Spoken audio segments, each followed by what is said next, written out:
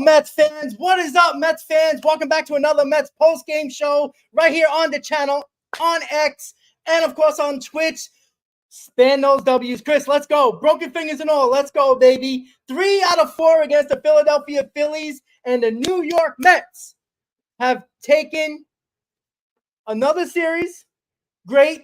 2 games up on the Braves, tied with the Diamondbacks, and we're going into Atlanta with games on the line, but the New York Mets pulled out another one. Close game, little fishy, of course. The Mets never make it easy for us Met fans, but the New York Mets win 2-1. Brandon Nimmo with the go-ahead home run, and that was the difference in the ball game. Chris, how you feeling, baby?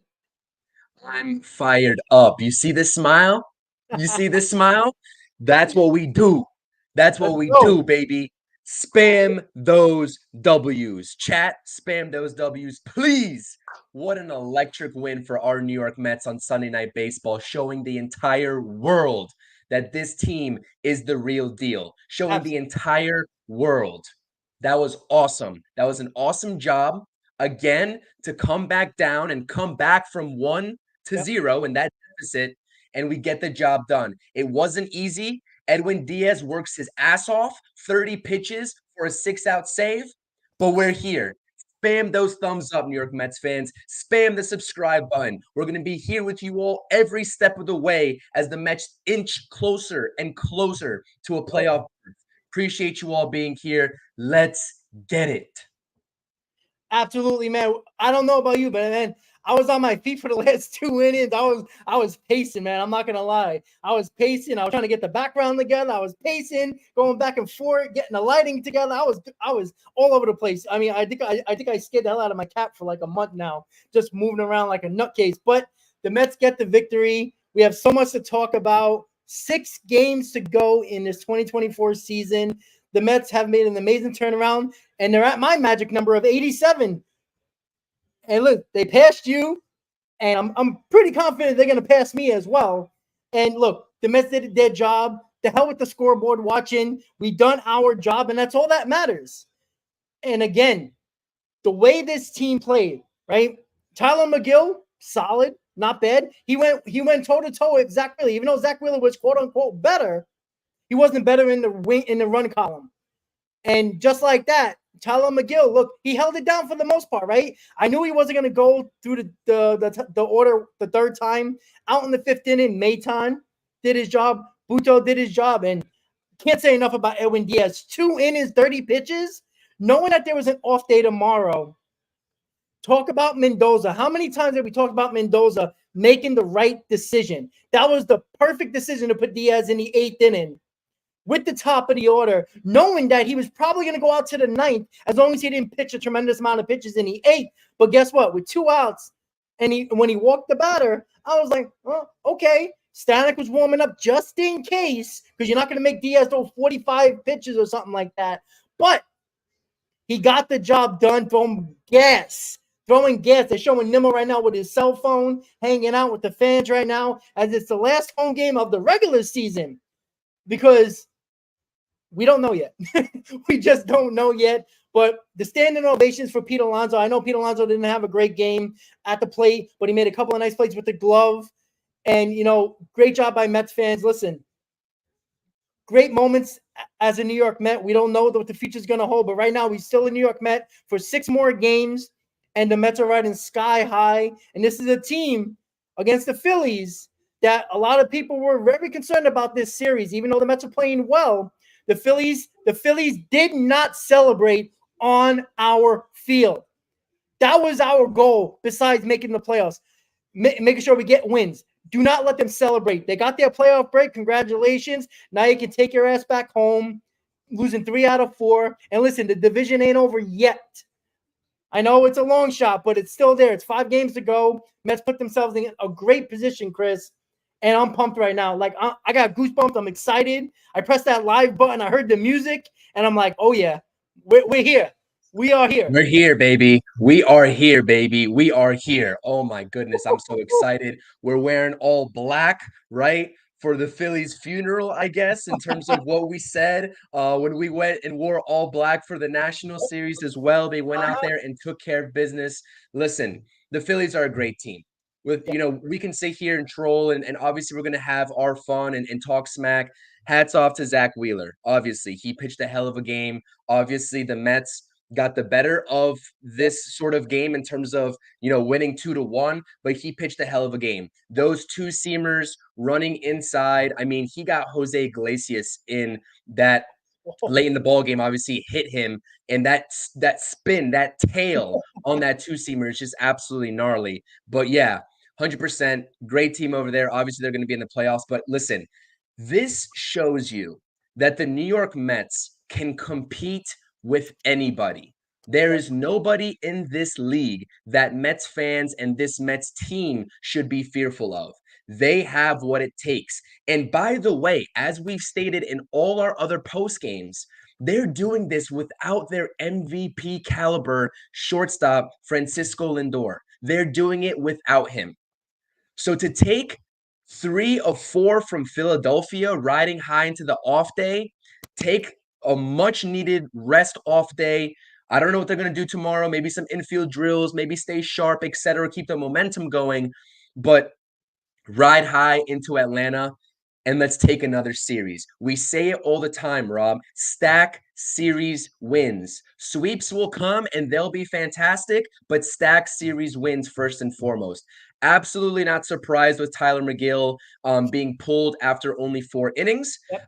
We've seen it in a couple starts, right? His last 2 starts, really, where the pitch count has been okay for him to proceed for another inning, but Mendoza doesn't want to take that chance the 3rd time through the lineup. Exactly the same situation played out tonight. Obviously, he struggled in the 1st inning, gave up the 1 run on the Alec Boehm single.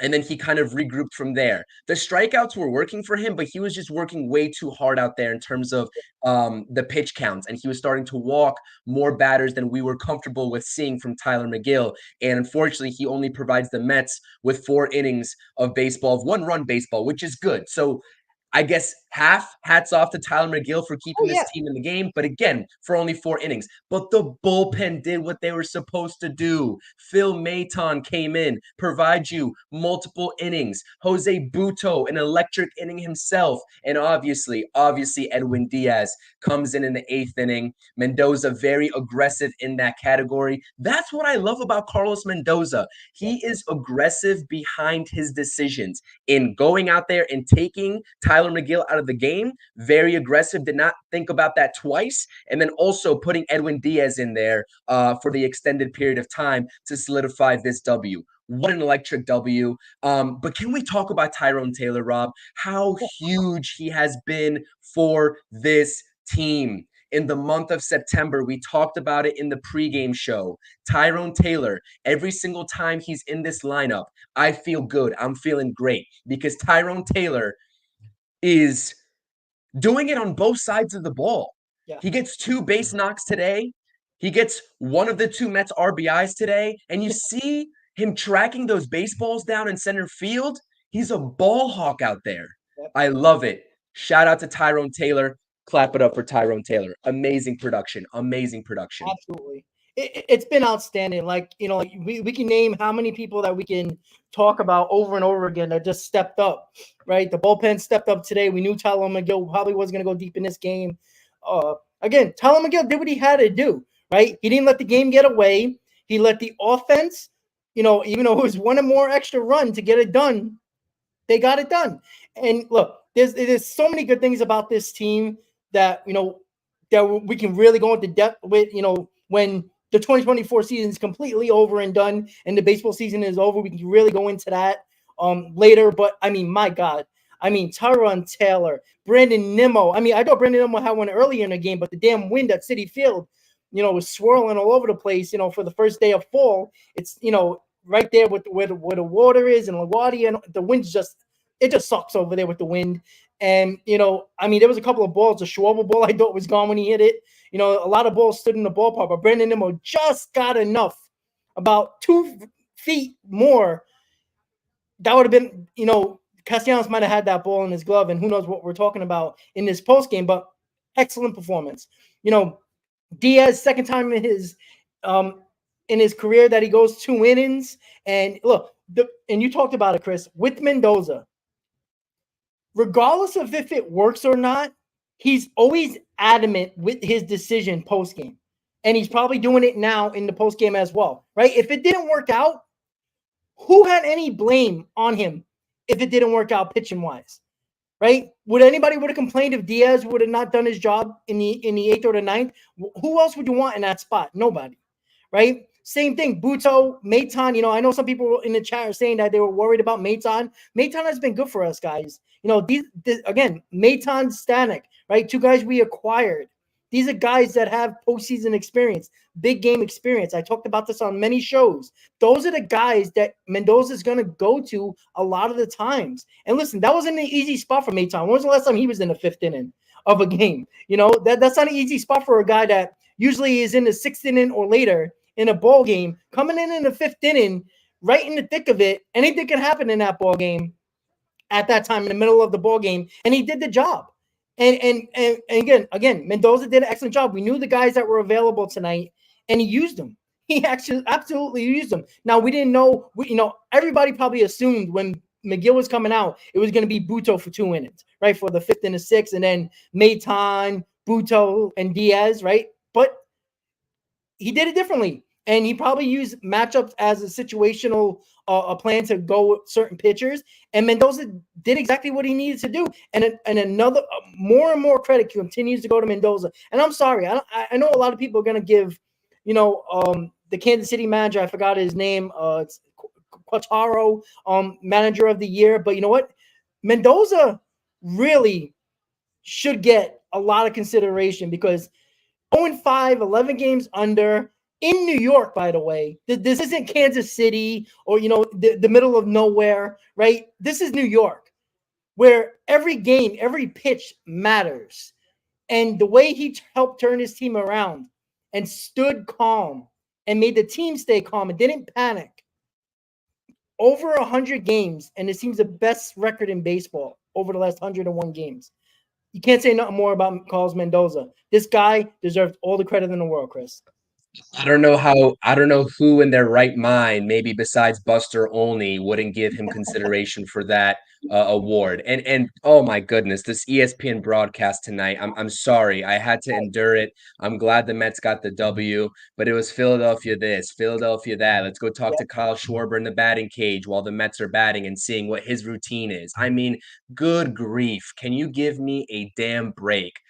Oh, I just had to say that. I had to say that. But yeah, Carlos Mendoza, he stands on business. He stands on 10 toes behind all of his decisions. And I could not be prouder, of his production and the way that he stepped into this organization, right? Being a New York guy with the Yankees for so many years and kind of taking that leadership and taking that ability to rally a team and an organization around him. We talked about on the post game yesterday and all of the streams this year, how the Mets have a different swagger to them this year, right?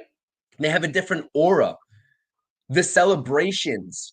Brandon Nimmo, you're even seeing him get fired up like never before, right? And he's getting into it with the celebrations, and he's doing the little dab celebration with Jesse Winker. You saw that? You saw that? I saw that. His helmet fell off. Nimmo's like, "What the hell is this?" Okay, I'll do it. Why not?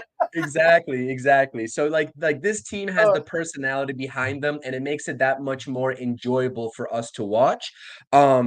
But yeah, 100%. Like he definitely deserves all that consideration. So a couple of other just crazy things that happened in this game as people are kind of pointing out in the chat, right? That ball that Francisco Alvarez, and by the way, this needs to get better. I know that this is an electric win, but holding base runners on, I understand that this is your closer. And this is not Edwin Diaz's fault, really, in my personal opinion, because he's trying to go out there and get the batter, and that's exactly what he did. But I think that Francisco Alvarez behind the plate, obviously Tyler McGill threw a couple of baseballs that went for pass balls that honestly were tough for anybody behind the plate, let alone Francisco Alvarez, right? With the way he hasn't been blocking baseballs to sort of get in front of that.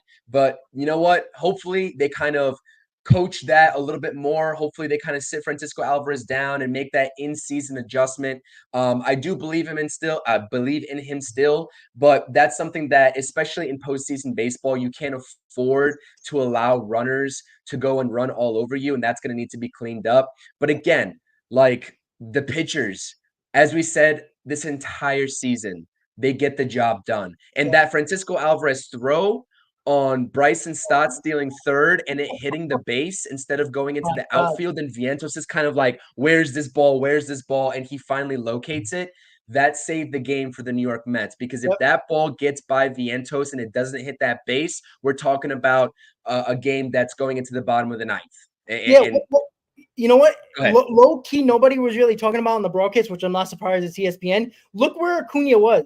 He was backing up that play. So I don't know if, I mean, it would have been close at the plate. He was, but I think that he was a little late getting there. So I think that even if he slides and gets the ball, if Bryson Stott's aware and he's listening to the base coach, I think it's going to be a close play. But I can't see Bryson Stott not scoring on that play.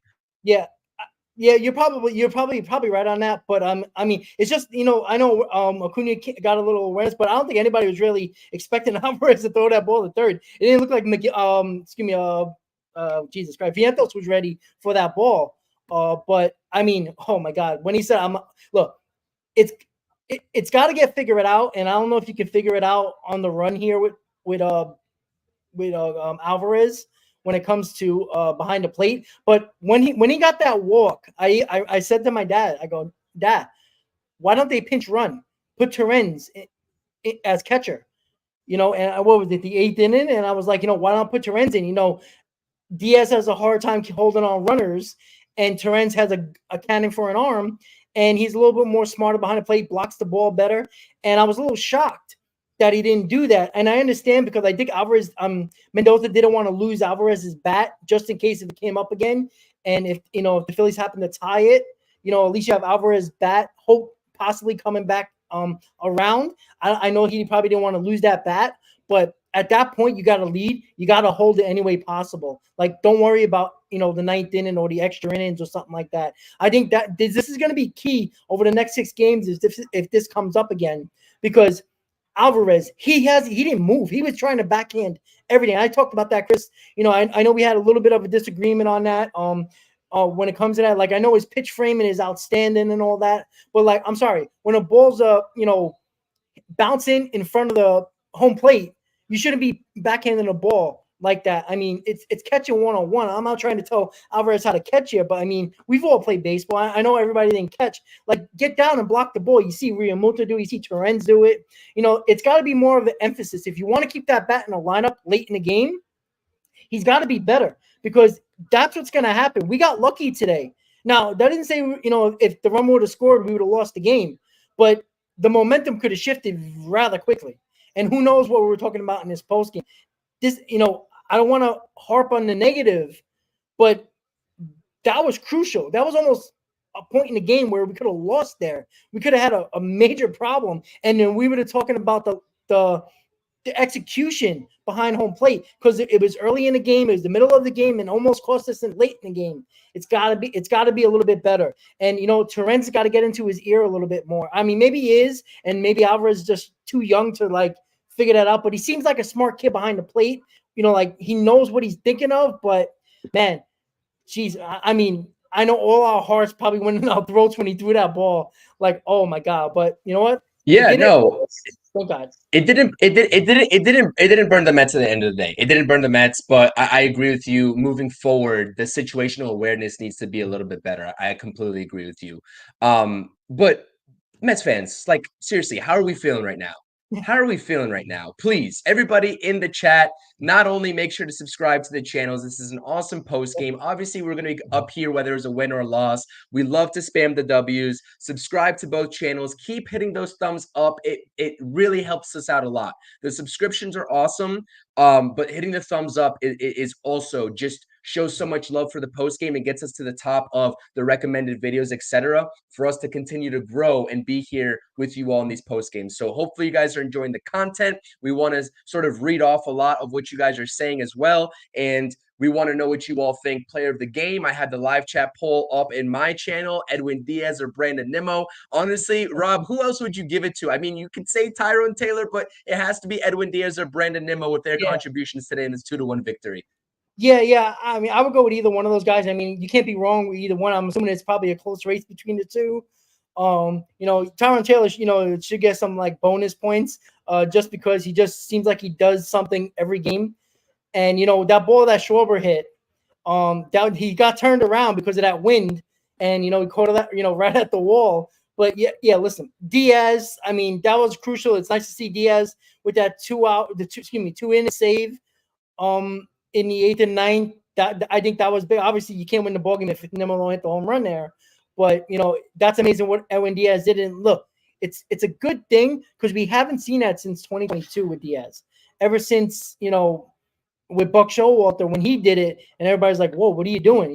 Hey, put in my best pitcher against their best batters, regardless of if it's the 8th or 9th inning. That made sense, and Mendoza took a page out of that book and did it. And now Edwin Diaz can do it post surgery. I know that's not talked about with the surgery anymore, but to see him do that 30 blitzes and look stronger than ever in that second inning and gassing that baseball up to 100 and throwing 99 and 100 at ease is a great sign for the Mets fans, especially over the next 6 games that we have left and hopefully the postseason, because we're going to need, obviously, Diaz to come up big in that spot. But I'm going to give it to Brandon Nimmo. You know why? Because Brandon Nimmo has been really, really struggling, right? We've been talking about it, ever since the All-Star break. I mean, he was absolutely terrible.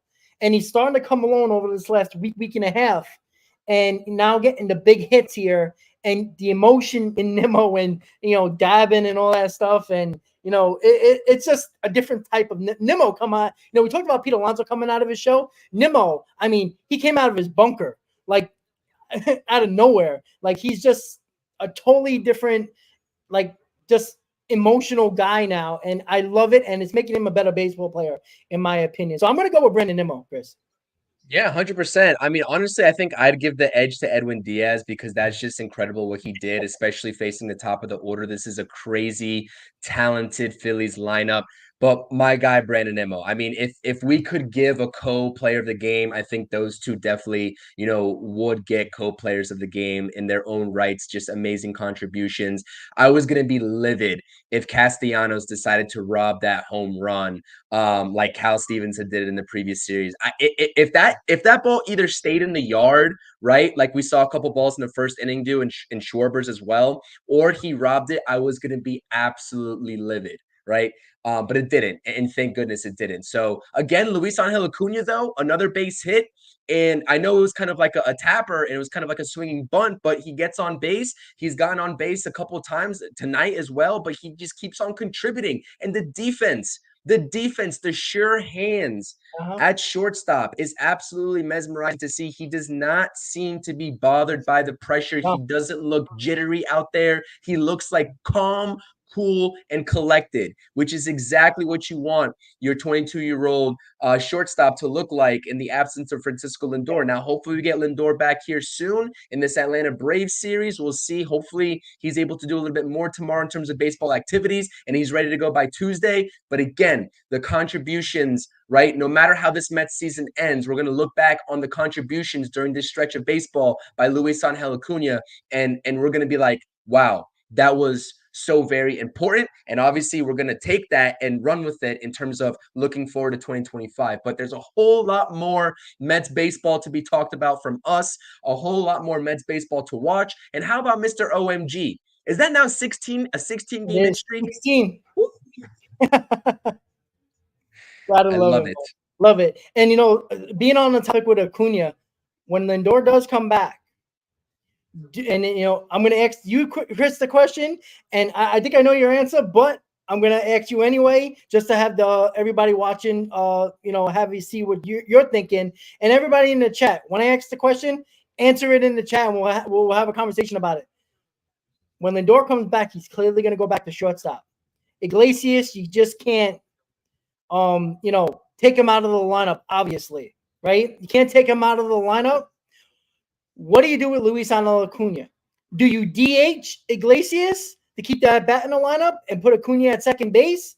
Or do you want that veteran presence in second base, as good as Iglesias has been, and put Acuna as the DH? Chris, what's your answer for that? Dude, this is the great thing about when Lindor comes back. I think that this is going to benefit the Mets so much because it's going to allow them to also utilize JD Martinez, who is now 0 for his last 32, again with another strikeout today in the situation, and it's going to allow them to stay away from him unless they really need him. So for me, right, I would love to see Luis Angel Acuna continue to play.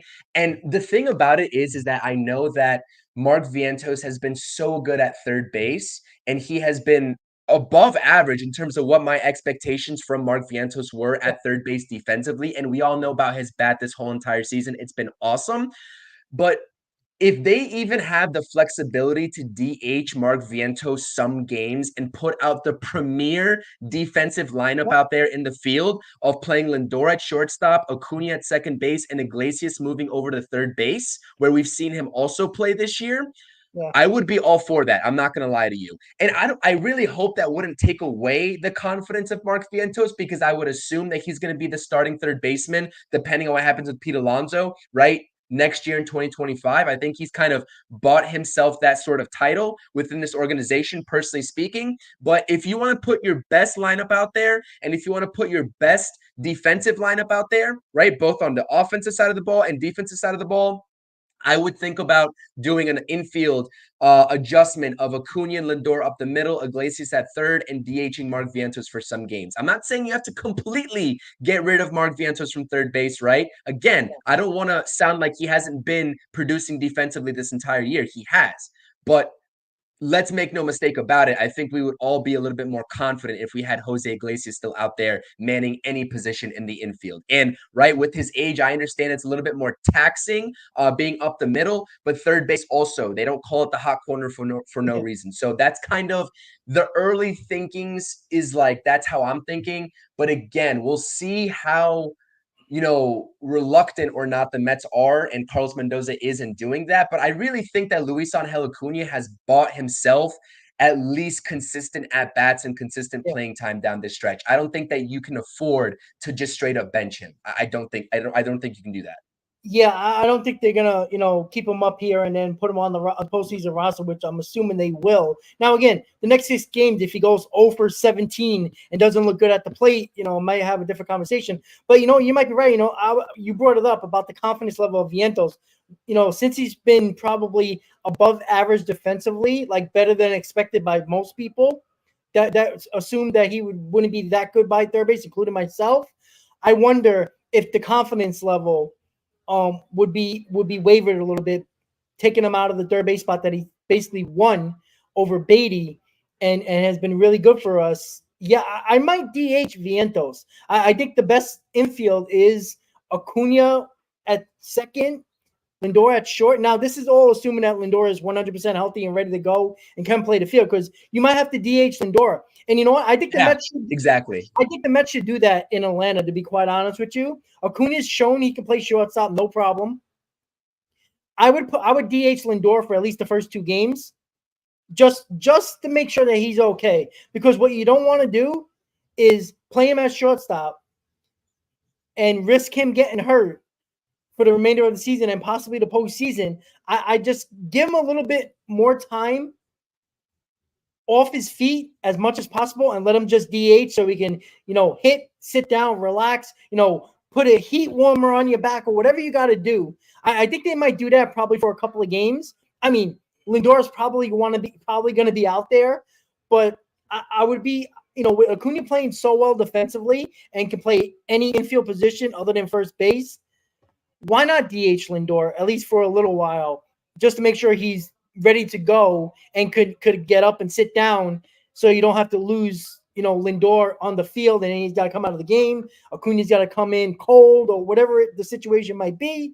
I don't want to deal with that again. And it's just an overall making sure Lindor is 100% before we just throw him back right out there. Even though Lindor, I think he'll be fine, but I think he's ready. All indications are everything looked good in his workouts, the batting cages, fielding, all that. So it's looking like he's ready to go on Tuesday, and then we'll get our answer by then to see how they're going to work Acuna in. But there's no chance Acuna is not going to be in the lineup, because if I'm not mistaken, there's going to be two lefties in Sale and Max Fried Yes. pitching in the rotation Yep. during this series, right? With Schwellenbach, whatever the hell his name is. Yeah, So Schwellenbach. I yeah, think he's going game one. Schwellenbach yeah, is, and then you see Chris Sale, and I think Max Fried closes it out in game 3 for them. So yeah. yeah, So two lefties. You're right. maybe Acuna might not play on Tuesday, or maybe he'll DH on Tuesday and still give him an opportunity. But because of the right-hander being in game 1, maybe they might sit Acuna for Lindor, maybe. But it's gonna be very interesting. Like I can't wait just to see how it's gonna go. And maybe Mendoza talked about in the post game interview. Who knows? I haven't seen it, but if anybody's watching it in the chat, please let us know if he said something about that. The Padres did win, as they're saying in the chat right now. But yeah, I mean, it's an abundance of talent, right? How many times have the Mets said that, position player wise, right? It's Right? a great problem to have, Rob. Yeah, It's a right. great problem to have. It's a Absolutely. great problem to have.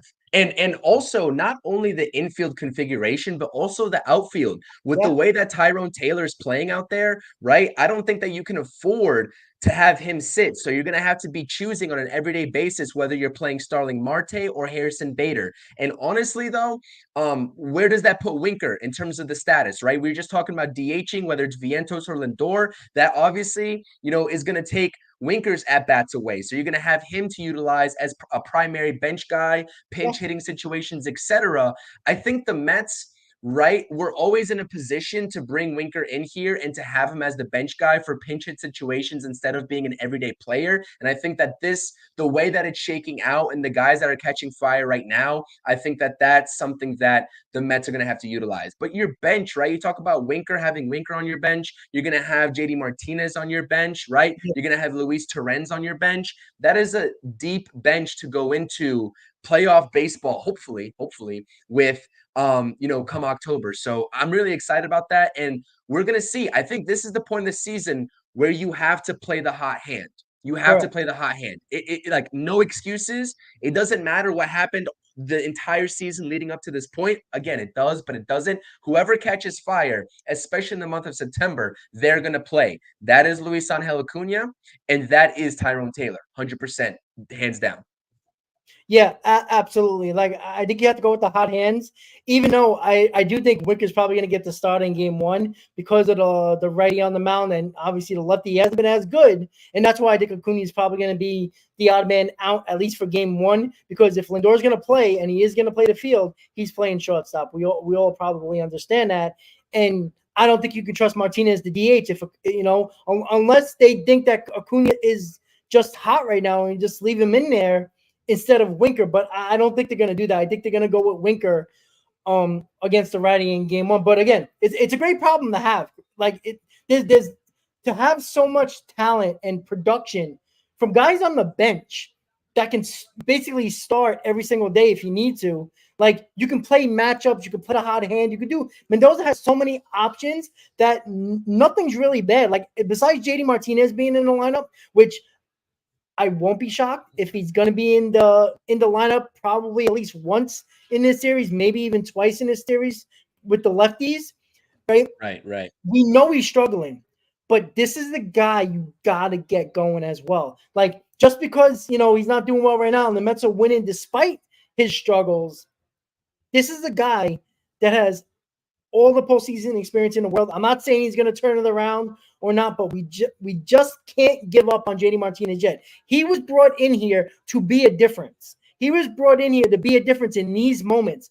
And he was supposed to be protection for Pete Alonso, even though protection really doesn't matter, obviously, because Pete Alonso never had this much protection in his life. And he's having his worst season of his career. And that's what JD Martinez was supposed to provide. I'm not giving up. I'm not going to put words in your mouth, Chris, but I'm not giving up on JD Martinez yet, even though he's been so bad. But JD Martinez is a clutch performer in the postseason. Look at his numbers postseason. He is a guy that does damage in the postseason. And that's a guy that we need to get going, especially right before the playoffs if the Mets do make it. Yeah, I agree with you 100%. I'm not giving up on JD Martinez as well. I'm not. I've been calling him a professional hitter this entire season. Something is definitely off with him, and I know that he watches a bunch of film. I understand that. They were kind of talking about that on the broadcast today as Yeah. well, in terms of him saying that he thinks he's found what's wrong. I don't know what's wrong. I quite simply don't care. But the Mets are going to have a tough time in terms of trying to get him going, like you said, while also still committing to the hot hand. Like, how many times do you give him realistically to figure it out? You know what I mean?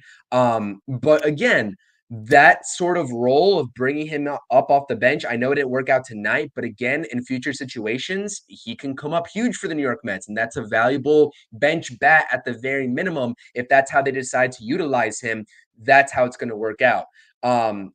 So we'll see. We'll see. But yeah, no, I 100% agree with you. Like you said, it's great problems to have. I'm sitting here while you're talking, like looking at SNY's clips of Mendoza's post-game words, and he just said on Edwin Diaz, and this is something that I love to hear, is that he's been protecting Edwin Diaz this entire season. And sorry to shift this focus from the lineup, et cetera, Absolutely, to back to absolutely. Edwin No problem. Diaz, but Yeah. I'm kind of looking at what Carlos Mendoza is saying now, so we can let the chat know. But Mendoza just said, hell of a job. We've been protecting Edwin Diaz all season long, but it's crunch time. It's big boy time right now, and he's got a job to do, and he's going to go out there and do it well in whatever capacity the Mets decide, right? Whether it's 3 outs, 4 outs, 5 outs, or 6 outs like tonight for the second time in his career. So, again, I like Mendoza because he's aware. He's aware of what needs to be done and that it is go time. This is simply go time. And he has that awareness. But the thing is that when you take a look at this entire season, he's been playing for the most part all of his cards right. Right? You Yeah. know what I mean? Navigating through an entire season of an IL stint for Edwin Diaz, right? Suspension stint from Edwin Diaz, and trying to navigate this bullpen in a proper manner the way he has, it's not easy. It's not easy for even experienced managers. And for Carlos Mendoza to do it brilliantly in his first year, again, we're sitting here talking about Carlos Mendoza and, just the phenomenal job that he's done, definitely should be getting consideration for manager of the year, 100% bar none. I take him over any other candidate. I'm not going to lie to you. I would. And that's just non-biasedly speaking, given the adversity the Mets have had to deal with and where they're at right now, knocking on the door to 90 wins. Imagine that. We told you at the beginning of the season, 85 wins from me, 87 from you. But if we said we'd be knocking on the door of 90 wins with 6 left to play, you all would have laughed at us. And honestly, I might have laughed as well because I didn't see that. I did not see that. So it's beautiful. Great problems to have. We'll see. We didn't get the news that we wanted with Kodai Senga earlier today. Obviously, with the tricep soreness shut down for the rest of the season, the pitching staff has, I guess, held it down this entire season, but also in the absence of Kodai Senga. And you also saw the news as well that the Mets are pushing Severino startup. We talked about it on the pregame, and they're configuring rotation for this Braves series. And Luis Severino is getting the ball in game 1. I forget who's getting the ball in game 2 and 3 when it's Sale and Peterson 2, Manaea 3. Manaea and who? Peterson game 2, Manaea game 3.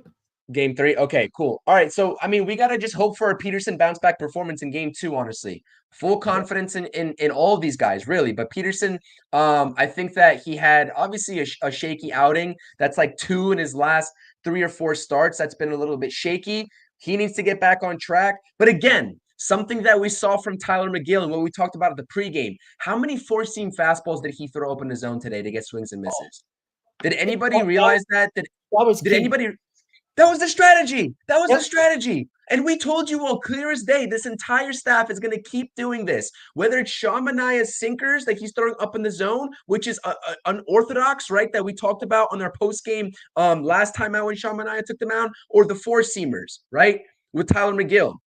They need to set up that fastball up in the zone, and it's going to – and I'm not going to lie, if he wasn't able to throw those pitches for strikes today, Rob, his off speed had nothing. He had no control of his off speed. So it would have been a completely different 4 innings for Tyler McGill. But again, every single one of these guys, when we talk about the lineup and the rotation configuration for Atlanta and Milwaukee, look for these strategies against these teams and look at what the Mets are doing consistently, because it's not by coincidence they're attacking all these teams up in the zone. It's a home run league. And home run league means launch angle. As you've heard numerous times, right?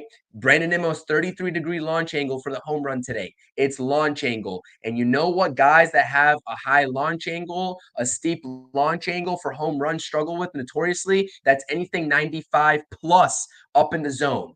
That's really what it is, right? Unless you're Francisco Alvarez, because that guy seems to love the high pitch and golfing it out of there, which is absolutely phenomenal to see. But most of these guys are going to whiff at the high pitch. And we saw it numerous times today from Miguel. And I get it that he only went 4 innings. I understand that. But I think that him keeping his team in the ball game, despite not having his best stuff and utilizing that fastball up, was also just a brilliant work of art. So I do have to applaud Tyler McGill, at least for that.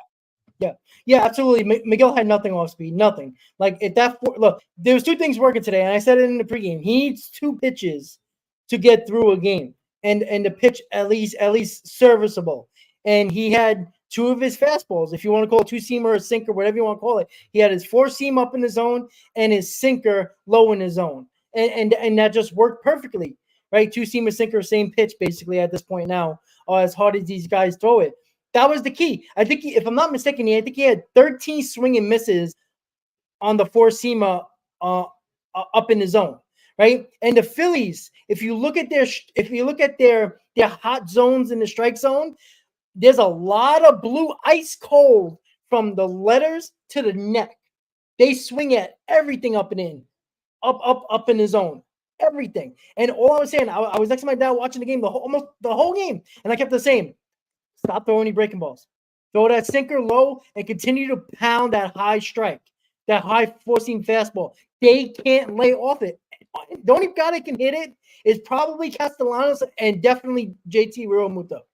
Other than that, and look what they did. Look, Castellanos got a couple of hits, but with Castellanos, keep that ball low in the zone with that sinker, which he did, and Realmuto, he basically battled him all night, for 4 innings as well. So he did an excellent job with having no secondary pitches except for the sinker and the 4-seam fastball, and it did just enough to keep the Mets in a ball game to allow Brandon Nimmo to hit the go-ahead home run to right field that just went over the fence, and you win the ball game that way. Like, it wasn't a great performance. It wasn't, if you look at the line for McGill, you're like, okay. But if you watch the game pitch by pitch, you realize how good he actually was for those 4 innings. And I think he could have been pitching a no-hitter.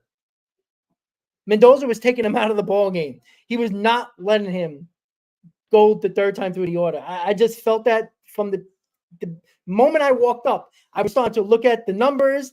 The 3rd time around, guys are batting .298, a ton of home runs. He can't get through a 3rd part of the order most of the time. I know recently he has, but he's put people on base that 3rd time through the order, and that's dangerous with a home run hitting team in the Philadelphia Phillies. And he did his job enough to at least keep the ball game within hands. Obviously, it was a tie ball game, and the Mets prevailed with the help of Tyler McGill. No, 100%. I definitely agree with you. This is something where we've seen this entire season, these guys picking each other up. And that's exactly what this Mets bullpen did for Tyler McGill today. And I'm going to keep on saying it. And I'll stand on 10 toes with this take, but I trust this bullpen in situations like tonight to hold it down. I trust the guys that they got.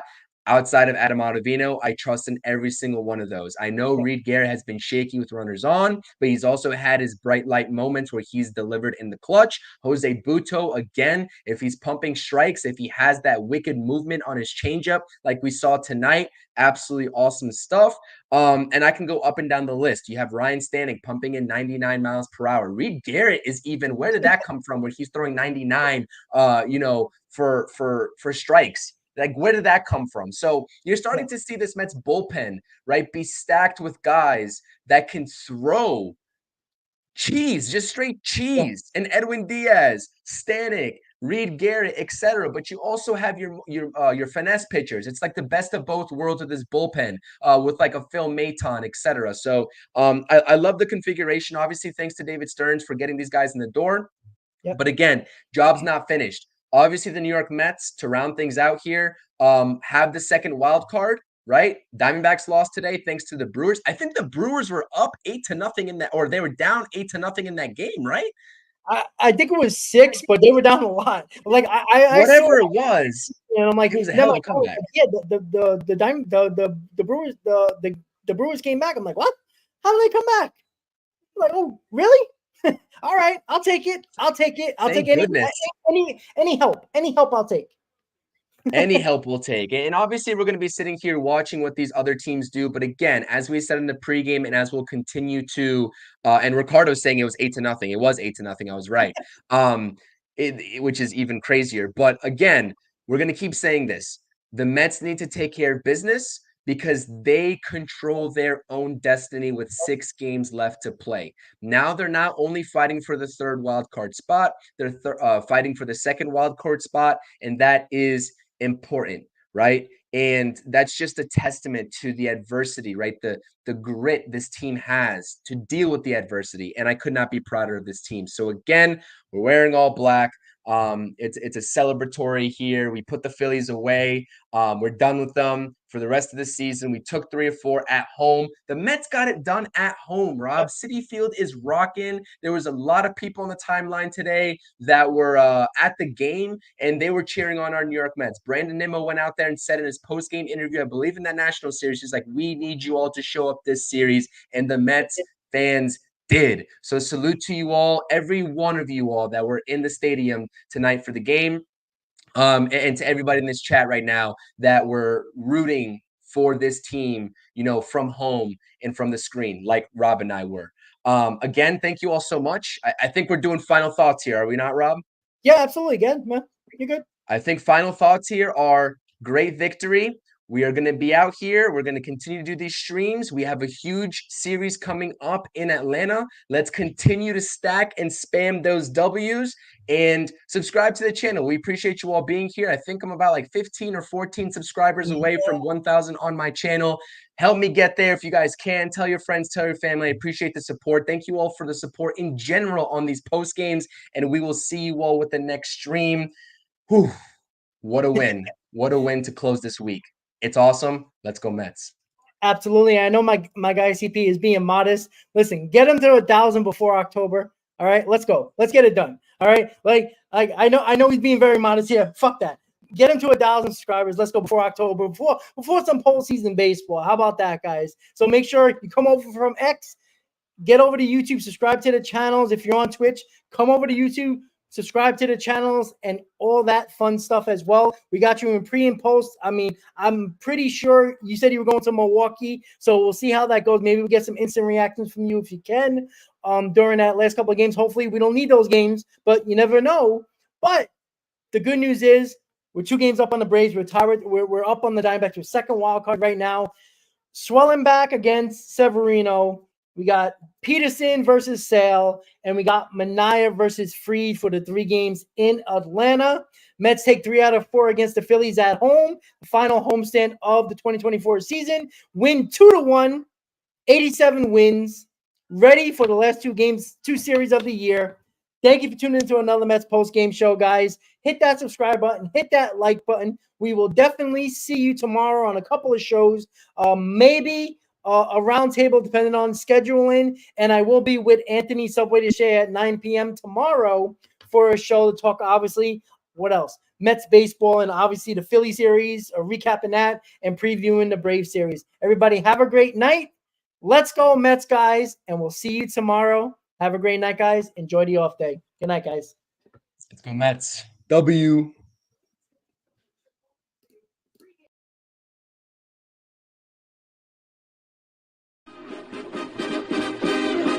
Meet the Mets, meet the Mets. Step right up and greet the Mets. Bring your kiddies, bring your wife. Guaranteed to have the time of your life because the Mets are rich. Subscribe to the channel for all your New York Mets in-game live, pre-game, post-game, roundtable podcast, and all the breaking news for our New York Mets. Enjoy the show and let's go Mets. Welcome to